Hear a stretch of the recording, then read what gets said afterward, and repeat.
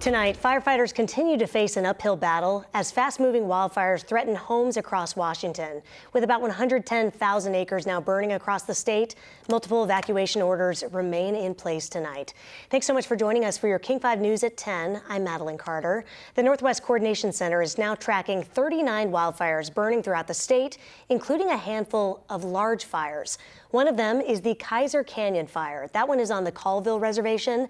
It spread to more than 53,000 acres and is still 0% contained. Level 3 evacuations are still in effect in some areas, including the Columbia River campground.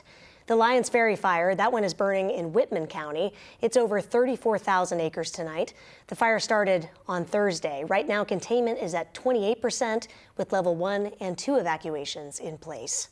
Wildfire smoke is now expected to start drifting into western Washington this week, bringing hazy skies as those temperatures climb out there. King 5's Bridget Chavez is live in Seattle with what we can expect. Bridget? Yeah, that smoke that is going to be rolling into western Washington is coming from British Columbia and will create hazy skies here. But over in eastern Washington, those communities are already dealing with unhealthy air.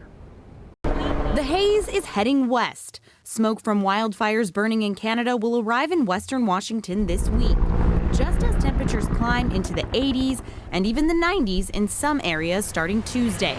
Experts say the smoke should not be as thick around Puget Sound as it has been in other parts of the country.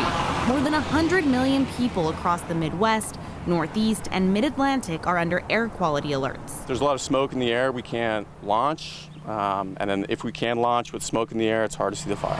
Instead, skies around Seattle will likely look a little hazy. Something just went up. But in parts of eastern Washington, the air has already reached unhealthy or even hazardous levels. It was apocalyptic. It was the densest smoke and falling ash that I had ever seen. Please keep everyone in this area in your prayers. We need it. Toby and Chrissy Campbell saw just how quickly conditions can change while camping in Okanagan County. There was so much smoke in the air at that time that literally you couldn't see the campers on the other side of the campground. I'm not gonna lie, that's pretty scary. The full-time RVers were near the Kaiser Canyon fire, the largest of 39 wildfires currently burning in the state. It looked like it was snowing. There was so much ash. The fire has burned more than 60,000 acres and is 0% contained. Once we saw the flames with our eyes, that's when we started packing.